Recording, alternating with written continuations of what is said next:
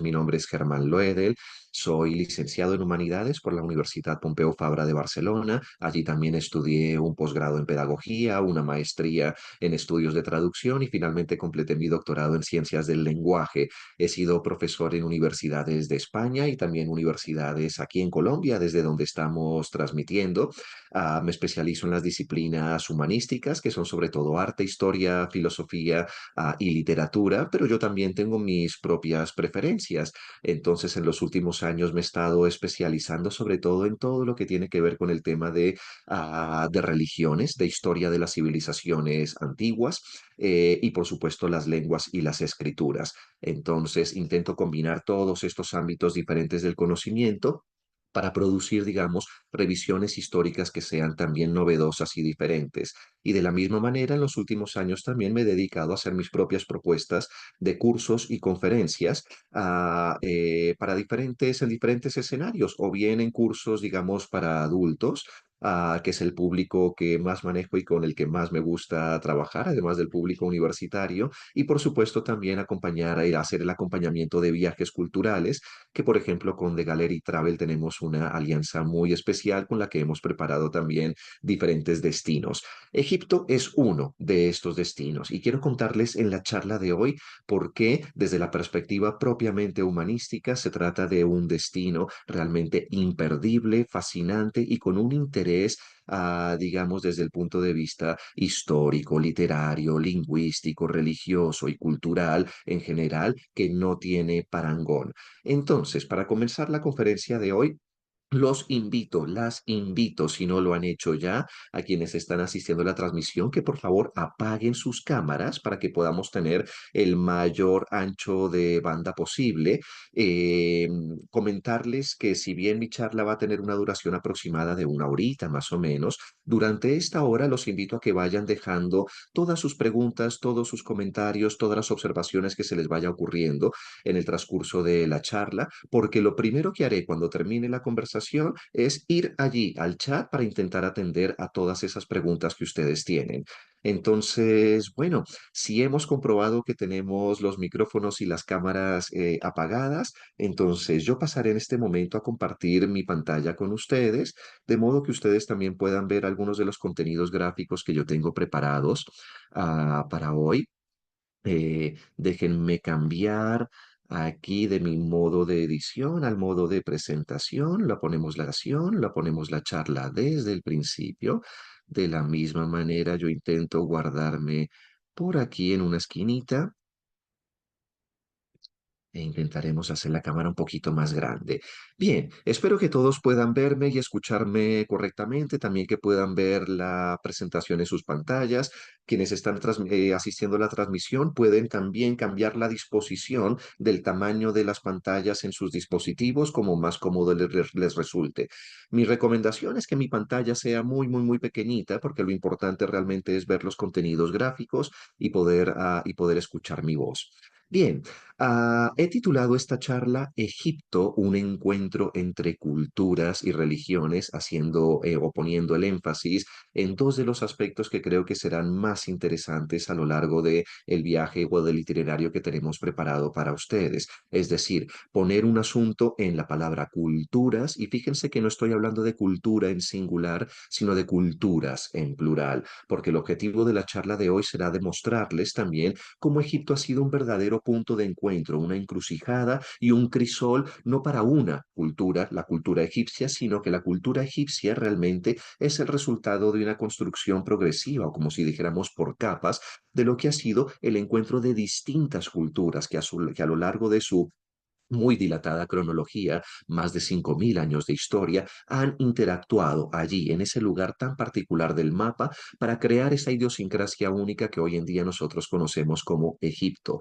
Y de la misma manera, hoy en día quizás nosotros tenemos Egipto muy relacionado con una sola religión, concretamente el Islam, que es la religión oficial de la República Islámica de Egipto. Sin embargo, les contaré que eso es solo la puntita del iceberg, porque también a lo largo de su historia, Egipto ha sido el lugar de reunión y de encuentro y de diálogo de muchas y muy diversas tradiciones religiosas en el mundo.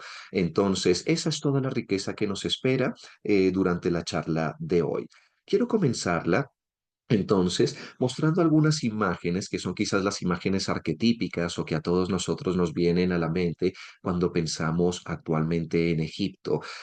Seguramente pensamos o nos ponemos ya en las coordenadas de el antiguo Egipto, y seguramente nos vienen a la mente pues las imágenes de todas estas estructuras, por ejemplo, de la arquitectura monumental que ha logrado sobrevivir hasta nuestros días y que tiene expresiones tan fantásticas como el templo de Abu Simbel, por supuesto las emblemáticas pirámides de Giza, la famosísima Esfinge, los obeliscos que también tienen representación en muchas otras ciudades del mundo, los colosos de Memnón, etcétera, etcétera. Es decir, nos llega la imagen de una poderosa civilización que dejó estructuras arquitectónicas y monumentales tan impresionantes y tan sólidas que han logrado soportar el paso del tiempo y el transcurso de los milenios.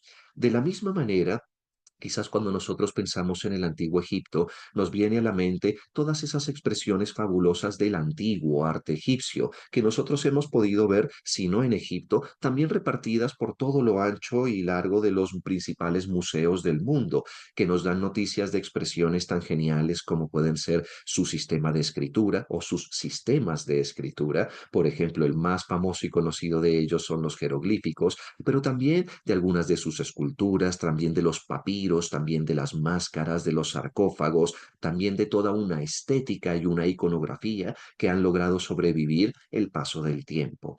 Bien, cuando yo les muestro imágenes como la anterior de estructuras monumentales y arquitectónicas y expresiones artísticas como esta, generalmente nos da la impresión de que cuando hablamos de el antiguo Egipto, se trata de una civilización que de alguna manera fue estática, que de alguna manera nos deja estas estructuras de una identidad, digamos, una entidad aparentemente homogénea, de una identidad que ha logrado superar el paso de los siglos y de los milenios, y que de alguna manera se nos presenta esto como una unidad.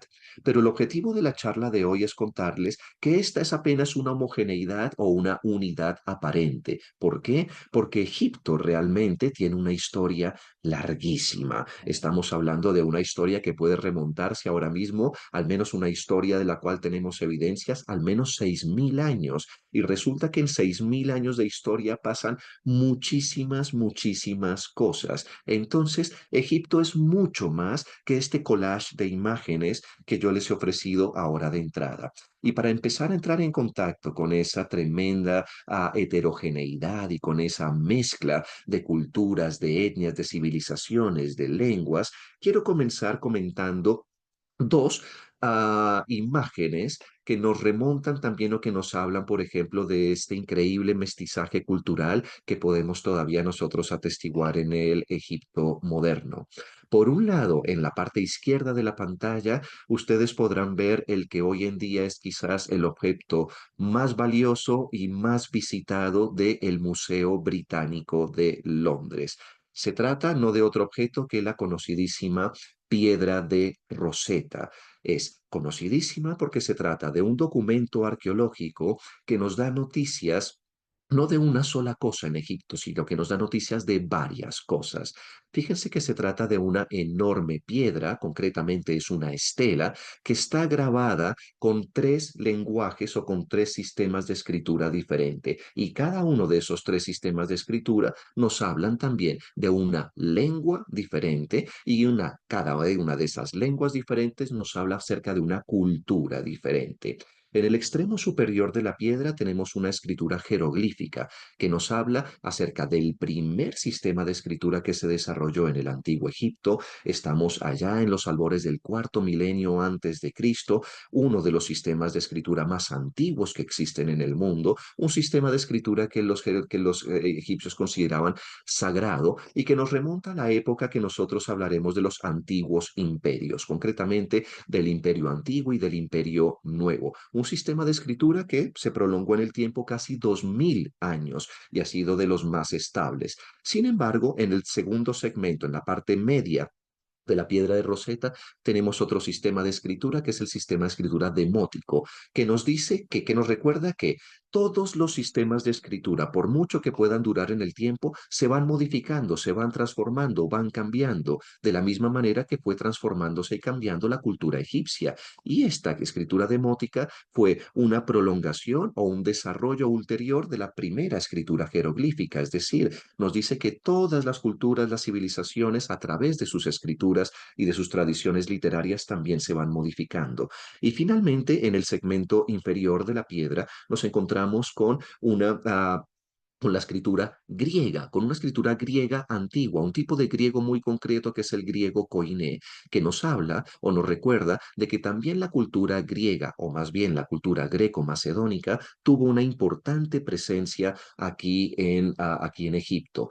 No solo eso, esta piedra fue, digamos que, la clave a través de la cual allá en los albores del siglo XIX se logró el desciframiento de la escritura jeroglífica. Y esto se hizo por parte de dos investigadores. Por un lado, un investigador británico, un lingüista británico, y por otro lado, un egiptólogo francés, que ha sido el más conocido, su nombre es Jean-François Champollion. Y esto nos habla también de que en algún momento Egipto fue motivo de la disputa entre grandes potencias coloniales europeas. Entonces, tenemos un documento con antiguas escrituras egipcias, con una antigua escritura griega, que fue recuperado en los albores del siglo XIX en medio de un conflicto entre dos potencias coloniales europeas, que fue descifrado por un francés y que actualmente se encuentra en el Museo Británico. Entonces, fijémonos cuánta mezcla y cuánta convergencia de puntos y de coordenadas y de referencias culturales distintas tenemos en un solo objeto. Por otro lado, en el lado derecho de la pantalla tenemos una de las imágenes icónicas de quizás la que ha sido o ha pasado a la historia como la más grande y emblemática gobernante del antiguo Egipto. Me refiero, por supuesto, a la famosísima Cleopatra. Pero recordemos que Cleopatra no fue la primera en su línea dinástica. De hecho, Cleopatra es Cleopatra séptima y Cleopatra es la última de las gobernantes de una dinastía que gobernó en Egipto, pero que se deriva o que desciende de un solo ancestro que era uno de los generales de Alejandro Magno, es decir, desciende de un ancestro que era greco-macedonio. Entonces, la última de la línea de descendientes de una línea de gobernantes griegos o macedonios que fueron y actuaron como faraones en el territorio de Egipto en una época muy particular.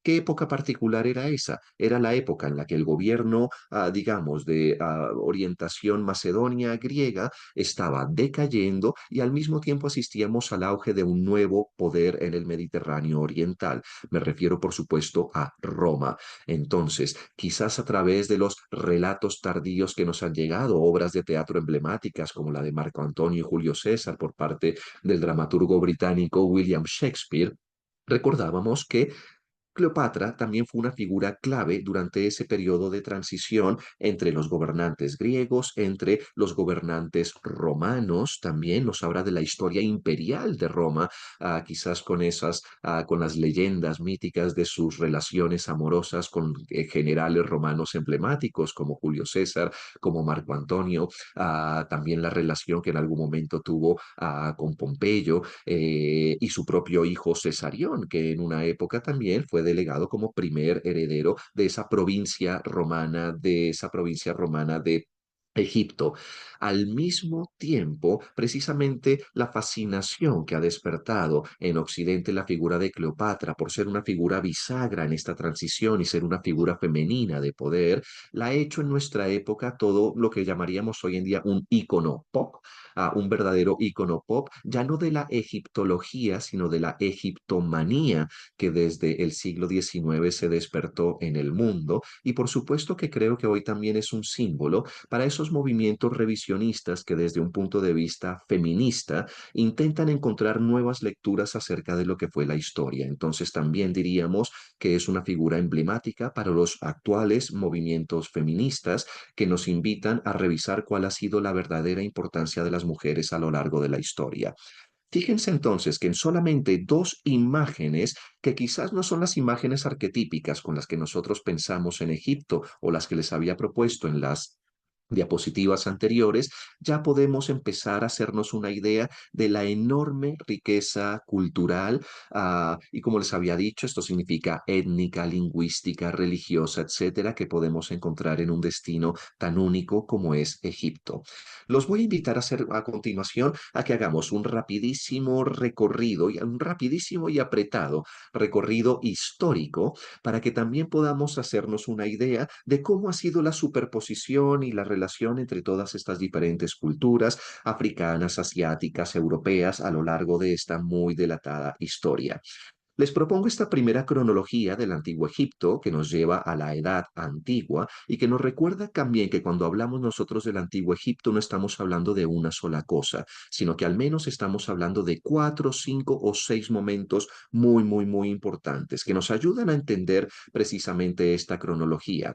A mí me encantan estas líneas cronológicas porque nos ayudan a identificar en una continuidad, digamos, y de una manera gráfica muy claramente cómo han funcionado estos periodos históricos. Fijémonos que hay un periodo, por supuesto, prehistórico de Egipto, luego hay toda una gran parte central, que es la que nosotros llamamos la Edad Antigua, caracterizada por tres grandes momentos que son el Imperio Antiguo, el Imperio Medio y el Imperio Nuevo. Y luego veremos allá cuáles son las caracterizaciones de cada uno de estos. Pero fíjense que estamos hablando desde el Imperio Antiguo hasta finales del Imperio Nuevo de un periodo prácticamente de 2000 años. Y 2000 años se dice muy rápido, pero para que hagamos una comparación, piensen que 2000 años es el mismo periodo de lo que nosotros en Occidente llamamos la era cristiana, es decir, el periodo que nos separa desde el Imperio Romano hasta nuestros días. Entonces, la historia del Antiguo Egipto es también una historia larguísima y muy compleja. Después del Imperio Nuevo tenemos un periodo de invasiones también, sobre todo un periodo de invasiones caracterizado por la presencia de grupos que podían venir de Oriente Próximo, y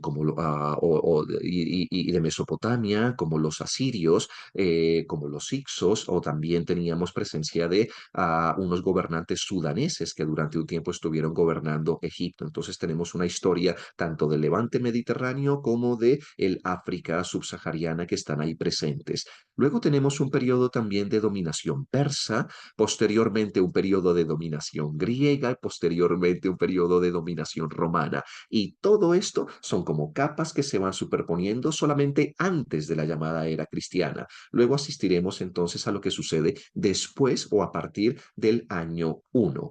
¿De qué manera pienso yo que cuando nosotros viajamos hoy en día todavía podemos atestiguar muchas de estas cosas del gran pasado de la antigüedad egipcia? Bien, por un lado, ubicándonos en el mapa y recordando que lo que conocemos hoy en día nosotros como Egipto hizo parte desde la transición de los periodos prehistóricos que llamamos del Paleolítico al Neolítico, de una amplia región en el mapa que se conoce hoy en día con el nombre del Creciente Fértil, es decir, una de esas zonas en donde la primera gran revolución en la prehistoria humana, la revolución neolítica, sucedió, y esto supuso el surgimiento de algunas de las primeras grandes civilizaciones del mundo antiguo. Nos referimos, por supuesto, a todas las civilizaciones que surgieron en el área de Mesopotamia, en el área del Levante Mediterráneo y, por supuesto, en los márgenes del río Nilo. Egipto fue una de estas primeras civilizaciones y como tal recordaban la piedra Rosetta, era un documento que nos recordaba que también fue uno de los primeros sitios en donde surgió ese invento fabuloso que nosotros hoy en día llamamos la escritura. Al mismo tiempo, nos permite comprobar de que desde el punto de vista geográfico, Egipto ha gozado históricamente de una posición privilegiada.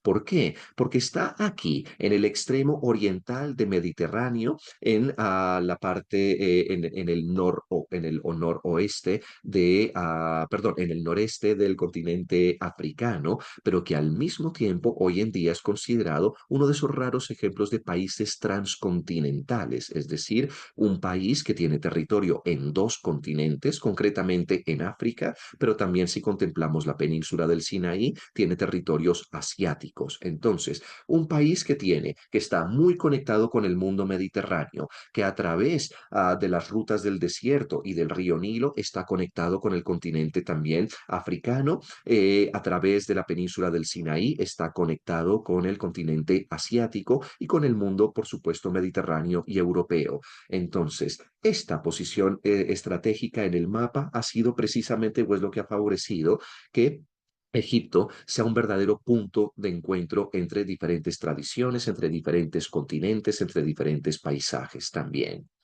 Voy a dar admisión, ay, perdón, que tenía unos avisos de que todavía tenemos gente conectándose a nuestra transmisión. Bien, bienvenidos a aquellas personas que se están incorporando en este momento.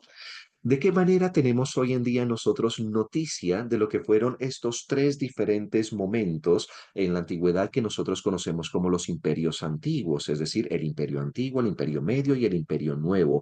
Por ejemplo, cuando vamos a visitar lo que fueron las primeras capitales de faraónicas egipcias y atestiguamos monumentos como este, el de la primera pirámide documentada o la llamada también la pirámide escalonada del rey Sócer. Algo que nos recuerda que una de las visiones, digamos, arquetípicas del Egipto actual son, por supuesto, las famosas pirámides de la explanada de Giza.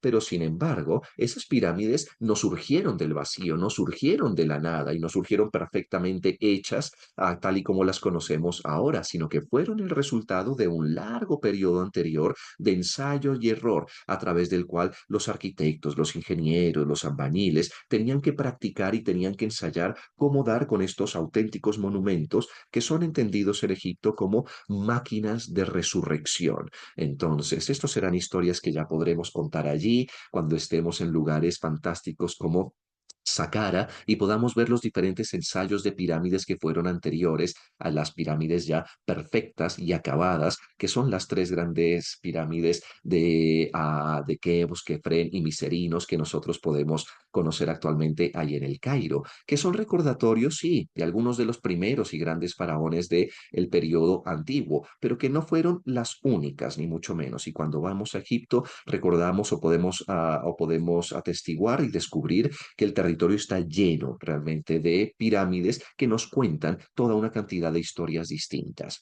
Nos cuentan la historia también, por ejemplo, de los gobernantes del Imperio Medio, y en el Imperio Medio podemos atestiguar los cambios de capitalidad desde las ciudades del Bajo Nilo hacia las del Alto Nilo, un progresivo desplazamiento a lo largo de ese eje fluvial que siempre ha articulado la civilización egipcia y que nos permite también ver el despliegue fantástico de las tumbas faraónicas, de los sarcófagos, de las pinturas murales, de los altos relieves, de los bajos relieves y toda una profusión artística que marcaría el periodo medio.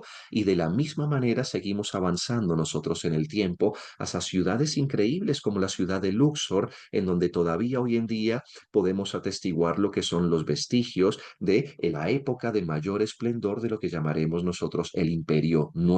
Y esto podemos verlo en templos fabulosos como el templo de Karnak, ahí en Luxor, donde todavía podemos ver claramente esta influencia, la influencia artística, la influencia arquitectónica, pero también el testimonio del poder de esos grandes faraones del Imperio Nuevo. Por supuesto, entre los más emblemáticos faraones de este periodo estuvo Ramsés II, y todavía en ciudades como Abu Simbel podemos ver ese fabuloso complejo de templos, la arquitectura monumental y el arte escultórico en su máxima expresión. Entonces, bueno, son algunas de las cosas. También me había olvidado, no menos importantes, esas tumbas increíbles que encontramos en esa región conocida como el Valle de los Reyes. Son tumbas que ya no están anunciando a los cuatro vientos que aquí hay un faraón enterrado, como lo hacen las pirámides, sino que muy secretamente escondían tesoros increíbles, ¿no? Quizás la tumba más famosa que tenemos ahí en el Valle de los Reyes se debe a aquel gran descubrimiento arqueológico de comienzos del siglo XX, que fue la misma tumba del faraón Tutankamón. Entonces, pero esa es apenas una de las muchísimas tumbas que todavía existen y que se pueden visitar en ese lugar que nosotros conocemos como el Valle de los Reyes. Fíjense que hemos podido recorrer muy comprimida y rápidamente estas épocas del imperio a través de imágenes, estas épocas del imperio antiguo, el imperio medio y el imperio nuevo. Y los invito a que continuemos también atravesando esta época tardía, viendo de qué manera todavía hoy en Egipto podemos atestiguar la presencia de diferentes culturas y civilizaciones antes de la llamada era cristiana. Los invito a avanzar por el periodo greco-romano, que nos recuerda que hacia el siglo IV antes de Cristo, por allá, un muy joven y ambicioso general en el contexto griego-macedonio inició una serie de campañas militares fabulosas que lo llevarían allí desde su Grecia natal o desde su Macedonia natal a recorrer primero todo Oriente Próximo, llegando hasta Egipto. Allí en Egipto recorrer algunas de las ciudades principales de ese periodo, como Memphis, como Siwa, y después fundaría la primera de muchas otras ciudades que llevarán luego su nombre, la primera Alejandría. Por supuesto nos referimos a Alejandro Magno y podemos ver aquí toda la fabulosa campaña militar que lo llevaría a conquistar gran parte del continente asiático hasta las puertas mismas de la India. A la muerte de Alejandro Magno, ese gran territorio conquistado recibirá el nombre de un imperio helenístico y es un imperio helenístico que quedará gobernado por sus diferentes generales. Si nosotros llevamos nuestra atención ahora al territorio de Egipto, veremos que Egipto se convierte en una de estas, digamos, provincias del imperio helenístico y al mismo tiempo se convertirá en un imperio independiente por derecho propio, que quedará gobernado por la dinastía de uno de los y por los descendientes de uno de los generales de Alejandro Magno, que no fue otro que Ptolomeo. Por eso nos referimos también a este periodo como la época tolemaica o el imperio tolemaico. A diferencia de lo que habían sido las grandes capitales de los faraones del imperio antiguo, medio y nuevo, los Ptolomeos trasladarán la capitalidad de su imperio a la ciudad de Alejandría. Y acá también asistimos a un periodo fabuloso en el que vemos ese sincretismo fantástico entre lo que había sido el glorioso pasado de una civilización egipcia con la imposición o con la huella o con la huella cultural de una nueva fuerza en el Mediterráneo que fueron los griegos. Para esa época, Alejandría de Egipto se levantará siguiendo el sueño de Alejandro Magno como una ciudad que aspiraba a rivalizar con lo que había sido el esplendor de la antigua Grecia. Y en ese sentido se convierte no solamente en un puerto comercial importantísimo, que aprovechando digamos, la increíble situación estratégica que tiene Egipto para abrir rutas comerciales, entonces se convierte en uno de los puertos más activos del Mediterráneo, pero al mismo tiempo vemos cómo se levantarán toda una serie de estructuras que en el mundo helenístico serán importantísimas. Nos llegan noticias del famosísimo Faro de Alejandría y hoy en día llamamos faro a todos los faros porque esta primera estructura estuvo levantada sobre una isla que tenía el nombre griego de Faros. Entonces también es una historia etimológica muy bonita. Ah, y por supuesto, otra de las cosas por las que más recordamos quizás nosotros en Occidente a la antigua Alejandría fue por su emblemática biblioteca. Una biblioteca que los griegos conocían con el nombre de el Museión y que convocaba aquí a este lugar en Alejandría todo lo más granado de de la intelectualidad mediterránea y mundial. Atraía a los sabios, a los eruditos, a los filósofos, a los científicos, a los literatos de todas partes de todo lo ancho y largo del mundo helenístico, permitiendo así una confluencia cultural e intelectual y además la creación de una cultura literaria en la lengua de cultura, que era la lengua koiné, como nunca se había dado hasta ese momento. Por eso todavía hoy nosotros recordamos todo este gran monumento de la Biblioteca de Alejandría, no solamente como un símbolo de lo que fue el esplendor de la cultura griega durante esta época, sino como un patrimonio mundial, un legado que nos ha llegado a todos y sobre todo un legado en el que la cultura occidental y europea se ve reflejada. Muchos de los autores, de los textos, de los libros, de las teorías, de las ideas en las que se fundamenta nuestra cultura occidental fueron creadas, conservadas y divulgadas aquí, desde este lugar genial que fue la Biblioteca de Alejandría. Entonces, un lugar que se convirtió literalmente en el faro cultural para el resto del mundo.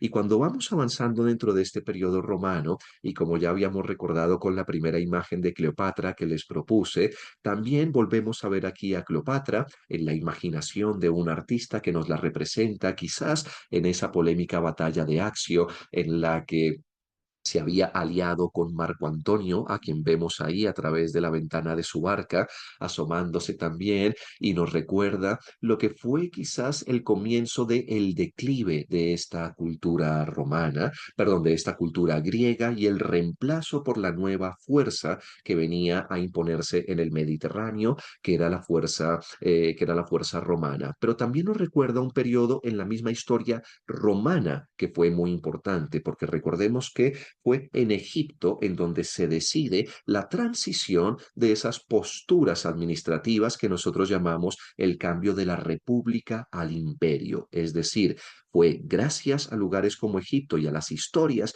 que nos llegan de la época de Cleopatra que nosotros podemos entender cómo Roma se convierte en este momento, en el siglo I antes de Cristo, en un auténtico imperio. Un imperio que a partir de ahora se expandirá hacia el occidente y hacia el oriente y que tendrá una influencia perdurable todavía en nuestros días. En Egipto tuvo además esta influencia romana o nos deja testimonios muy particulares. Por ejemplo, testimonios como el complejo de templos que encontramos en la isla de Filé, allí en el sur, en el Alto Egipto, muy cerca de la actual ciudad de Asuán. Desde lejos, nosotros vemos una imagen que nos parece arquetípica de Egipto, es decir, el río Nilo, con una serie de templos que parecen egipcios. Y digo parecen egipcios, ¿por qué? Porque todos estos templos fueron construidos realmente durante la época greco-romana. Y concretamente el templo principal de Filé nos habla de una mezcla o de un mestizaje de culturas muy particular. Es el encuentro entre Roma y Egipto.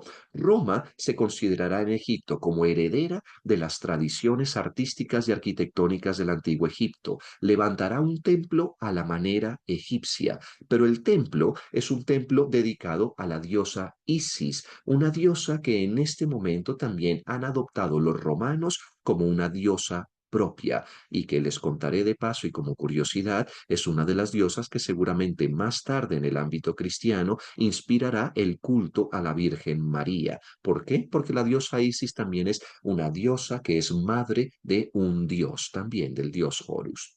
Entonces, lo que vemos es un templo que parece egipcio, pero que en realidad fue levantado en época romana y que incluye toda una cantidad de elementos estéticos, simbólicos e incluso religiosos que son propios de un culto que estaba surgiendo en la época tardo-republicana y temprano imperial romana. Entonces, son muchos de los testimonios, fíjense, nuevamente de este gran encuentro entre culturas y tradiciones que podemos ver ahí en Egipto. Del mismo modo, fíjense el título de la diapositiva, la historia bíblica. ¿Por qué? Porque pensamos que Egipto es solamente el antiguo Egipto, los faraones, las pirámides y Cleopatra, pero también la misma historia bíblica y los textos nos recuerdan que Egipto jugó un papel fundamental en el desarrollo de esta tradición, la tradición que nosotros conocemos en Occidente como la tradición judeocristiana. Por ejemplo, les traje este mapa que nos recuerda las rutas de peregrinación o de transhumancia que hicieron algunos de los llamados de esta tradición patriarcal hebrea e iniciadores de ese movimiento que conoceremos como el judaísmo. Estamos hablando de la reconstrucción posible de los viajes de Abraham, de su hijo Isaac, de su nieto Jacob y de toda esta estirpe patriarcal que luego irá conformando digamos, los nombres más arquetípicos que nos encontramos en los primeros textos de la Biblia. Nos recuerda que Abraham habría comenzado su peregrinación aquí, en Ur de Caldea, es decir, en Mesopotamia, y con la idea o siguiendo este mandato de un Dios llamado Yahvé, de ve allí a donde yo te indicaré y haré crecer tu descendencia. Recordemos que la etimología de Abraham es el padre de diferentes naciones. Abraham habría seguido ese mandato recorriendo todo el curso del río Éufrates para llegar a los actuales territorios de Siria, Líbano y ahí comenzar su descenso para llegar a a la tierra de los cananeos. Es decir, a Palestina, pero nuevamente seguiría su recorrido también pasando por la península del Sinaí y llegando hasta el delta del Nilo, es decir, territorio propiamente egipcio. Hay historias bíblicas fantásticas como aquellas que encontramos en el libro del Éxodo, que nos recuerdan, por ejemplo, ese capítulo fascinante de la zarza ardiente, en donde un personaje muy posterior llamado Moisés, por cierto, fíjense, el nombre Moisés es un nombre egipcio también, tiene la misma terminación de otros nombres como Ramsés. Entonces, Ramsés Moisés, también nacido en Egipto, criado en la corte egipcia, tendrá unas visiones o unas teofanías muy especiales ahí en la península del Sinaí, en el monte Sinaí, y esto será el comienzo también de una nueva tradición monoteísta, una tradición monoteísta que siguiendo ese legado transitará por toda la península del Sinaí, pero seguirá, digamos que guiando a este pueblo, a un pueblo de esclavos liberados en Egipto, hasta una ciudad prometida o hasta una tierra prometida. Entonces, ahí enlazamos muy bien con toda esta historia bíblica. Una historia bíblica que nos recuerda que hay episodios muy importantes de la historia de los judíos que también fueron escritos allí en Egipto. Por ejemplo, hace un rato hablábamos de la Biblioteca de Alejandría y para mí siempre es muy grato recordar la historia de que la primera traducción importante de los textos hebreos, es decir, de lo que los judíos llaman la Biblia hebrea, sucedió ahí, en la Biblioteca de Alejandría. Eran textos de la tradición judía escritos en lenguas como el arameo y como el hebreo, que fueron traducidos aquí en la Biblioteca de la Alejandría a la lengua griega para de esa manera difundir el mensaje por todo lo ancho y lo largo de un mundo helenístico. Entonces volvemos a ver un sincretismo de las tradiciones judía, hebrea y la tradición griega helenística en la ciudad de Alejandría. Una ciudad de Alejandría en donde desde siempre la presencia de comunidades judías ha sido muy importante.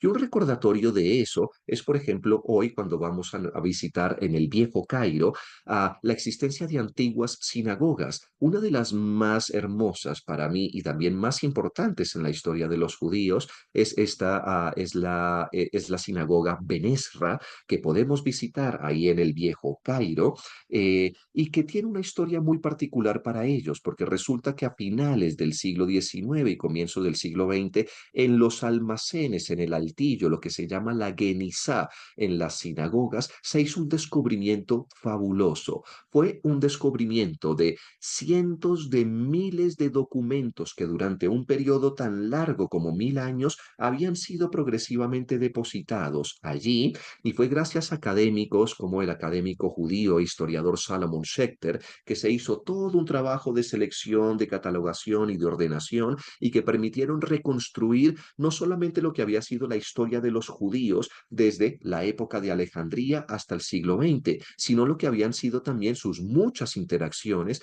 con pueblos y con culturas distintas. Los documentos estaban escritos no solamente en lengua como arameo y como hebreo, sino también en lenguas como árabe, como griego, como persa, e incluso documentos que se encontraban en lengua sánscrita. Entonces, todo ese trabajo, digamos, de recopilación de material bibliográfico ha sido importantísimo, no solo para la historia de los judíos, sino para la historia de todos los pueblos de Oriente Medio y de Oriente Próximo en general. Entonces, fíjense también cómo la historia bíblica conecta de manera sorprendente entonces con la historia moderna, con la historia académica actual y con la historia de los pueblos mediterráneos en general.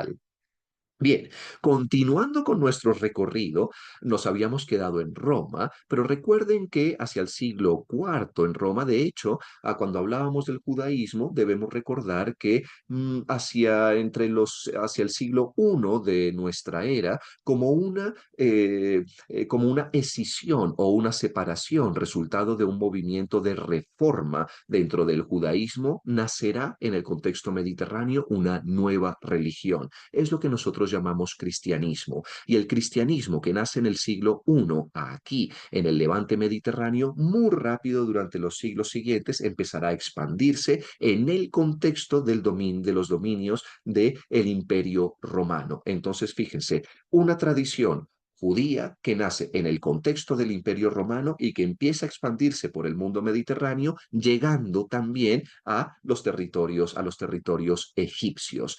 Nos recuerda entonces que el cristianismo tendrá también su propia historia en el ámbito de Egipto y que cuando lleguemos allá a los siglos cuarto y quinto de nuestra era, el siglo cuarto será importante en la historia del cristianismo porque es la época en la que el imperio romano adopta el cristianismo como religión oficial del imperio, pero no mucho más tarde el imperio romano es escindido, es separado. Hablamos de la caída del imperio romano de Occidente en el siglo quinto y el remanente del imperio romano de Oriente oriente, la parte oriental, que es la que tenemos marcada aquí en color lila, en color morado, es lo que algunos llamarían Imperio Romano Oriental o también conocido como Imperio Bizantino. La capital de ese Imperio Bizantino ya no será Roma, sino que será la ciudad que habría fundado Constantino o que habría refundado el emperador Constantino, llamada Constantinopla, que luego volverá a cambiar de nombre y es la misma ciudad que hoy conocemos con el nombre de Istambul. ¿Esto qué quiere decir? Fíjense abajo, llevemos nuestra mirada otra vez hacia Egipto. Ahora Egipto resulta que es un territorio bizantino. Entonces, hemos pasado, Egipto fue de los griegos, pero Egipto también fue de los hicsos, Egipto fue de los sudaneses, Egipto fue de los asirios, Egipto fue de los persas, Egipto fue de los griegos, ahora fue de los romanos y ahora también es de los bizantinos. Veremos toda esta superposición de capas y vemos que cuando hablamos de Egipto prácticamente se trata como de un libro abierto de historia en el que podemos ver todavía la huella de toda esta increíble historia. Y resulta que durante la época bizantina, Egipto se convierte en una diócesis cristiana. Entonces, los territorios también son administrados por la nueva iglesia oficial del Imperio Bizantino, pero también nos recuerda que hacia el siglo V empieza a haber una serie de disensiones dentro de lo que nosotros llamamos cristianismo, porque realmente siempre recuerdo yo cuando hago clases de historia de las religiones que nunca hubo un solo cristianismo, siempre ha habido cristianismos en plural. Y resulta que es después del concilio de Calcedonia cuando el cristianismo inicial se separa, sobre todo en dos ramas principales, lo que llamaremos el catolicismo por un lado y después los cristianos ortodoxos. Y de los cristianos ortodoxos tenemos muchas escuelas y muchas expresiones también. Dentro de ese cristianismo ortodoxo, hubo uno muy concreto en Egipto que quiso defender las tradiciones autóctonas egipcias, así como la lengua que para aquel momento se estaba hablando en Egipto, la lengua nativa, que es la lengua copta. Por lo tanto, asistimos al nacimiento de una iglesia copta ortodoxa. Y copto significa también egipcio, es decir, una de las iglesias cristianas que todavía sobrevive hoy en día, que tiene caracteres y rasgos propiamente egipcios. Entonces, esto también nos habla de que Egipto desarrolló su propio cristianismo o su propia versión del cristianismo con un credo, con unos postulados distintos a los de Oriente Medio, a los de Oriente Próximo y ciertamente a los postulados romanos de Occidente, creando además una mezcla también étnica y lingüística muy particular, porque es un cristianismo que no adopta las lenguas litúrgicas del griego y del latín, sino que adopta la lengua copta y que tendrá y que estará étnicamente compuesto por las tribus y los pueblos habitantes del norte de África, es decir, por los pueblos bereberes y los pueblos a que más tarde también conoceremos como pueblos árabes. Entonces, bereberes y árabes cristianizados o coptos cristianizados también aquí en Egipto. Una mezcla muy particular y una huella del cristianismo que nosotros también podemos atestiguar hoy en día cuando, por ejemplo, en el Viejo Cairo vemos recordatorios de iglesias cristianas coptas tan antiguas que datan de los siglos cuarto y quinto. Aunque no lo parezca, este es el caso de una de ellas, es la famosísima iglesia colgante del Cairo. Nos habla de la labor de evangelización que habría realizado allá un evangelista muy concreto que fue San Marcos y bueno, toda una serie de historias también que será muy oportuno poder recordar cuando estemos visitando allá nosotros in situ el viejo Cairo. Después del Imperio Bizantino, ¿qué es lo que pasa? Tenemos un Egipto que fue bizantino, pero hacia finales del siglo sexto, comienzos del siglo séptimo, empieza a decader ante la llegada también de un nuevo poder. ¿Cuál es ese nuevo poder? Bien, el poder de una confederación de tribus árabes que desde aquí, desde la península arábiga, empieza a cobrar importancia. También asistimos al nacimiento de la última de las religiones de tradición abrahámica o la más reciente de ellas, que es la religión del Islam. A la muerte del profeta de Mahoma, allá en el año 632 de nuestra era, comienza entonces un gran movimiento de salir salida y expansión del Islam de su territorio natural, que fue la península arábiga, por todo lo ancho y largo del continente euroasiático y africano. Vemos una gran expansión del Islam por Oriente Próximo, por Oriente Medio, incluso hasta la India, por todo el levante mediterráneo, pero fíjense también el territorio que nos interesa a nosotros, Egipto. Egipto es conquistado por el Islam en el año 640 y desde ahí tendremos una presencia del Islam en Egipto de más de 1400 años que todavía llega hasta nuestra época. Entonces, asistimos a la superposición de todas estas culturas, porque cuando el Islam llega a Egipto, recordemos, no está llegando a un territorio ni ignoto ni desconocido, ni a un territorio que es virgen, no llega a una tabula rasa, llega a un territorio en donde milenariamente desde antaño han existido y coexistido muchas capas de civilizaciones, de culturas, de lenguas, de religiones y de tradiciones anteriores. Entonces, se intenta respetar todo eso, pero añadimos a nuestro cóctel entonces ahora una nueva identidad cultural, que es la nueva cultural y religiosa, que es la identidad cultural y religiosa islámica. ¿Cómo sobrevive eso hoy en día en Egipto? Pues de múltiples maneras, porque se imaginarán que 1400 años de Islam en Egipto también nos han dejado capítulos increíbles escritos en su historia. A mí me encanta siempre visitar en el Viejo Cairo también la mezquita de Al-Azhar, que fue testimonio y símbolo de una época fantástica que los historiadores conocemos con el nombre de la Edad de Oro del Islam o Renacimiento Islámico, porque Al-Azhar no es solamente una mezquita, fue un auténtico complejo que incluía escuelas de escritura, escuelas de lectura, escuelas coránicas, pero también auténticos centros de investigación en donde se le dio rienda suelta a todo este cultivo del saber que supuso la época de oro del Islam, que fue equivalente a la grandeza que pudo tener, por ejemplo, en una época anterior, la Biblioteca de Alejandría.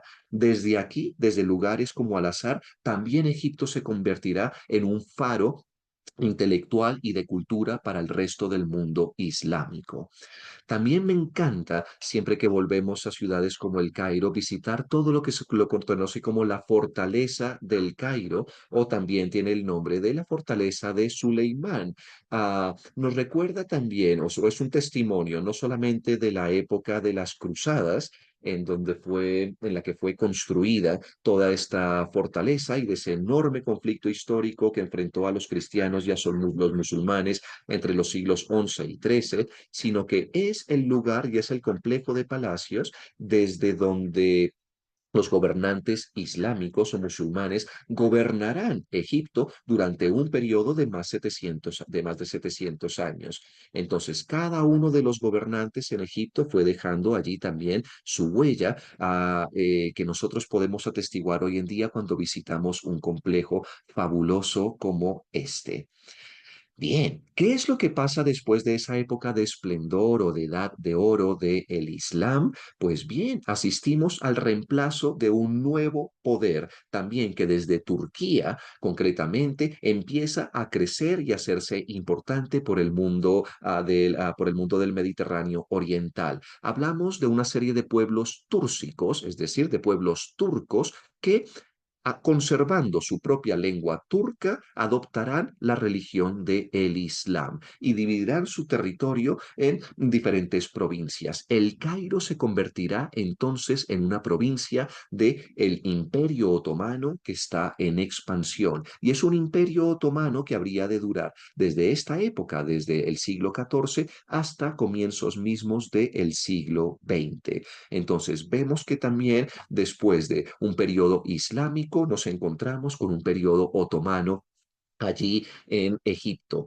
Y es durante este periodo otomano también, como recordábamos al comienzo de la clase con el documento de la Piedra de Rosetta, cuando entre finales del siglo XVIII y comienzos del siglo XIX, Egipto se convertirá también en objeto de codicia, discusión y disputa por parte de grandes potencias occidentales. Sobre todo en el caso de Egipto, estamos hablando de Gran Bretaña y de Francia. Nos recuerda entonces los grandes enfrentamientos que los ejércitos napoleónicos y los ejércitos ingleses tuvieron ahí en territorio británico. Esta, por ejemplo, es una de las pinturas célebres que nos recuerda la batalla de Alejandría o una de las muchas batallas de Alejandría. Nos recuerda también la llegada y la conquista del territorio de Egipto por parte de Napoleón. Entonces nos preguntamos, ¿qué hace Napoleón, un francés, tan lejos de la Europa occidental en donde tiene que estar? Y es porque reconocía no solamente la gran importancia geoestratégica que para su imperio napoleónico representaba Egipto, sino que Napoleón también llegará en una actitud de conquista y de apropiación cultural, comprendiendo que Egipto era el testimonio de una cantidad de historias, de culturas y de civilizaciones que allí se encontraban. Él llegará a Egipto acompañado no solo de su ejército o no solo de su ejército militar, sino también acompañado de un ejército de intelectuales, de académicos europeos, de arqueólogos que venían a investigar cuál era esta maravillosa historia de Egipto. Entonces, se escribirán una de las obras occidentales más emblemáticas, que es la historia del Egipto, documentada por los académicos de Napoleón y que despertarán en Occidente un auténtico furor y una auténtica pasión por intentar ver qué es lo que había ocurrido allí. Es decir, es el comienzo de lo que nosotros hoy en día conocemos como la egiptología moderna. Por supuesto, no solamente nace la egiptología en tanto que disciplina académica de corte occidental, sino además nos llegan estos testimonios nuevamente como el que les había presentado al comienzo de la charla de hoy. Entonces, una piedra de Rosetta que no solamente nos habla del pasado greco-romano y faraónico y tolemaico. Egipto nos habla de la historia de sus diferentes sistemas de lenguas y escrituras, sino que nos habla de esta disputa imperial que tuvieron las potencias coloniales entre los siglos XVIII, que también continuará durante el siglo XIX, nos habla de la época del Imperio Otomano y de sus luchas contra estas potencias occidentales, nos habla también acerca de el expolio al que se dieron muchas naciones europeas de ir a robar objetos arqueológicos para llenar los fondos de sus propios museos, que son los museos que nosotros vemos hoy sacados de sus contextos originales. Entonces, bien, una lucha de potencias coloniales de la cual después de la conquista o de la dominación francesa vendría a dominar o a tener una mayor presencia los británicos durante el siglo XIX en su gran época de expansión imperial. Recordemos que el siglo XIX es el siglo en donde el imperio británico alcanza su mayor extensión y en medio de esta mayor extensión, fijémonos que todo el territorio del actual Egipto pasa a ser una provincia del Imperio Británico también llamada ahora Gedibato. Entonces, después de los otomanos, después de los islámicos, después de los otomanos, después de los franceses, tenemos ahora también los británicos y una presencia otomana británica que durará hasta comienzos del siglo XX. Nos recuerda también la transición de ese siglo XIX al siglo XX con obras de ingeniería increíbles, como fue la construcción o más bien la finalización de un proyecto que desde antiguo ya habían imaginado muchos faraones, que no era otro que al de aprovechar la situación estratégica, la situación geoestratégica que contaba Egipto para lograr unir dos de las grandes rutas marítimas del mundo, es decir, la ruta mediterránea con la ruta del Océano Índico a través de un canal trazado hacia el Mar Rojo. Hablo, por supuesto, de esa Compañía del Canal del Suez, fundada por un ingeniero francés, Ferdinand de Lesseps, pero que luego también incluyó participación británica en territorio egipcio y que a finales del siglo XIX completó la construcción de ese fabuloso canal que hoy en día se ha configurado como una de las rutas comerciales más importantes del mundo. Nos habla de esta coparticipación entonces de diferentes potencias que concomitaban en el mundo a finales del siglo XIX y que hoy en día también geográficamente es importante, no solo comercial, porque es el punto del Canal del Suez el que ahora sí marca la diferencia entre lo que es el continente africano del continente asiático. Por eso decimos que Egipto es un país transcontinental, porque tiene territorio en dos continentes diferentes. Y de esta manera nosotros seguimos avanzando en este apretadísimo recorrido histórico que les propuse hoy para llegar al siglo XX. Y lo que recordábamos es que después de los imperios antiguos, Egipto nunca más volvió a ser de los egipcios durante casi 2000 años o más de 2000 años, y solamente hasta el siglo XX hubo unos movimientos de recuperación de la soberanía nacional por parte de los egipcios que también tuvieron su propia historia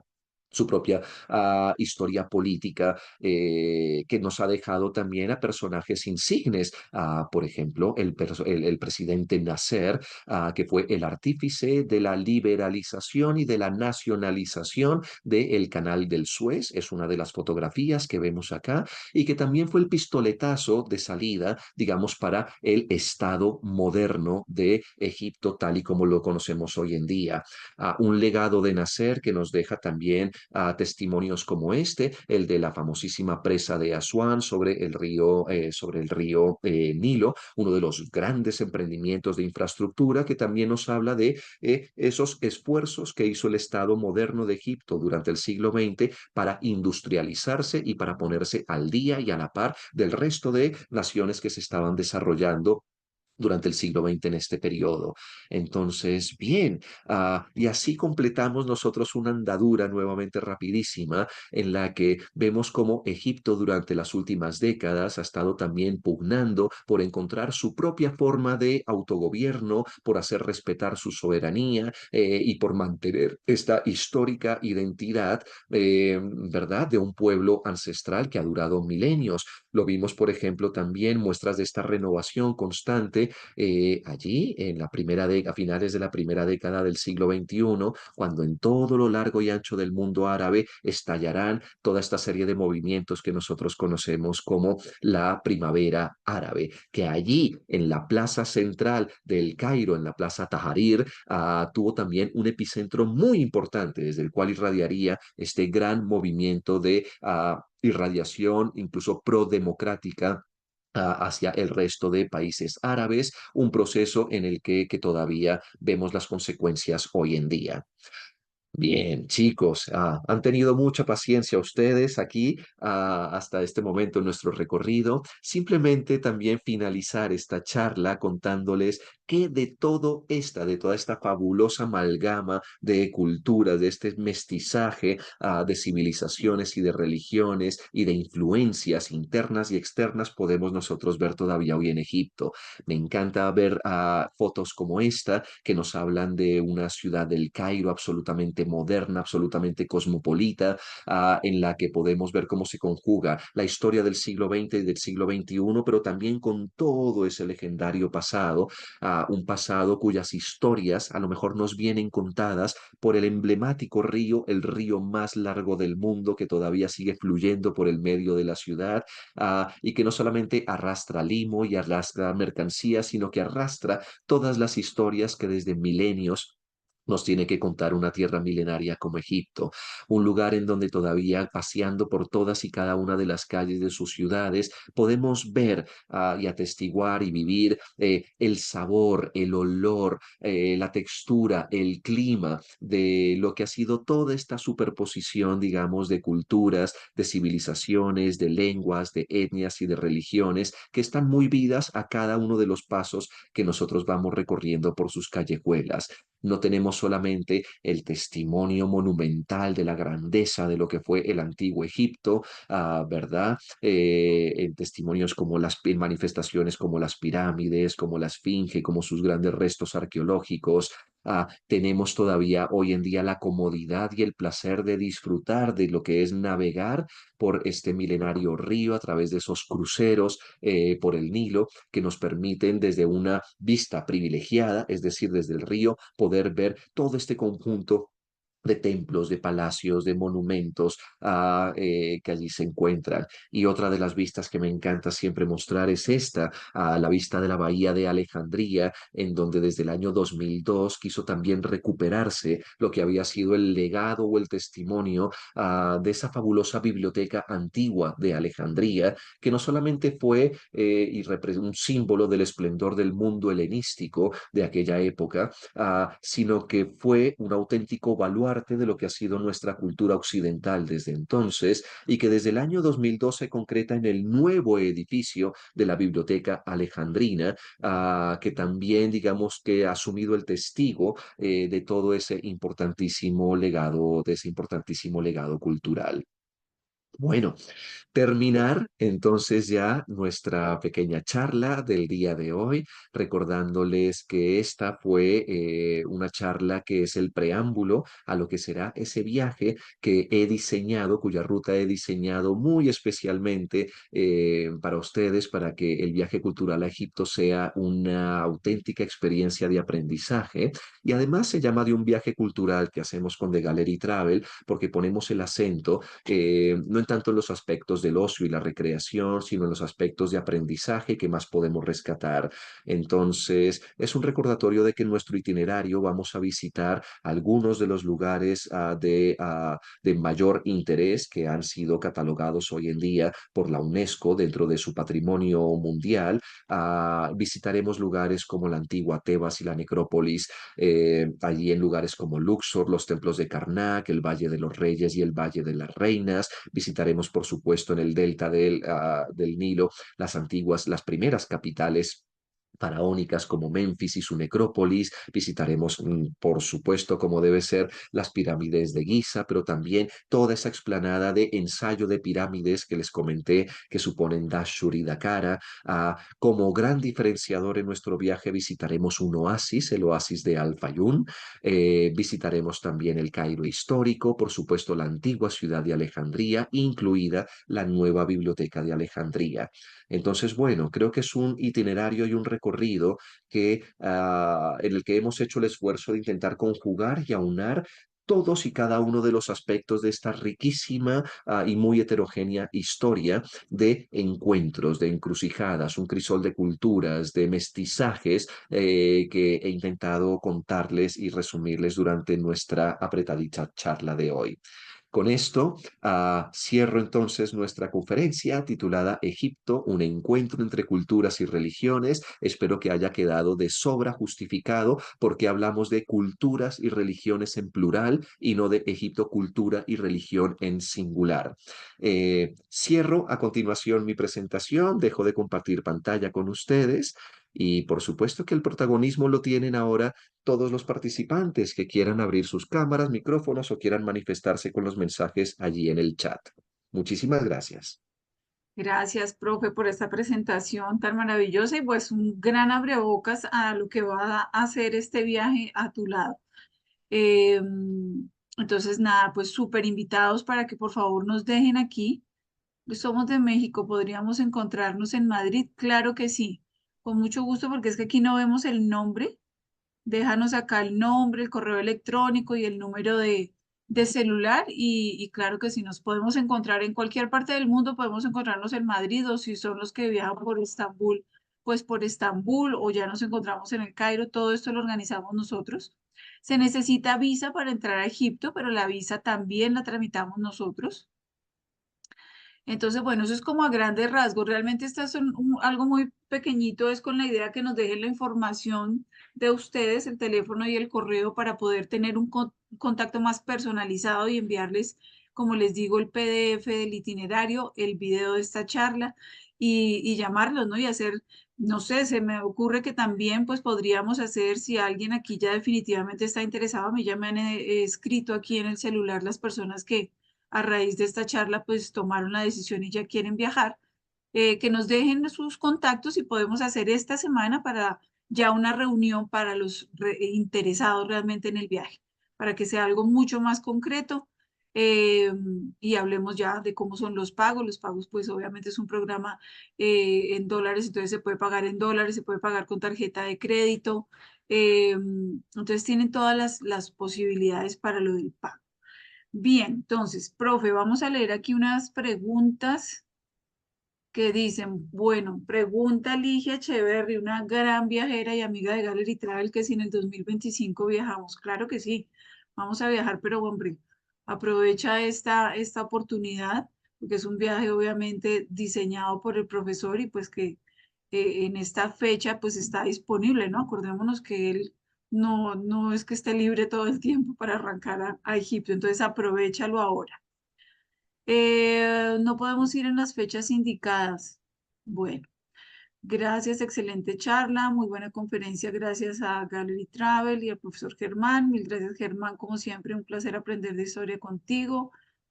Estaremos en otro viaje, nos interesa siguiente fecha, ¿cuál será? Como te digo, no, no aparece tu nombre, con gusto déjanos ahí los datos y ya te estaremos informando. ¿Abu Simbel se va a visitar? Sí, señora.